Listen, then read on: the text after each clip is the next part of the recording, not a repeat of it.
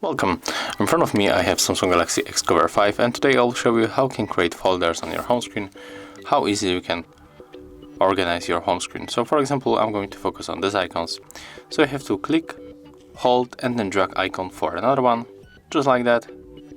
As you can see right now, the folder opens automatically. We can change name of this folder,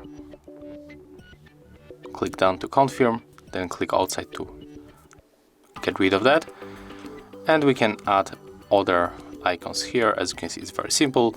You can also move this folder just like that for this screen, and for another one, wherever you want you can put it, just like that. As you can see, it's very simple, and if you find this video helpful, remember to leave a like, comment and subscribe to our channel.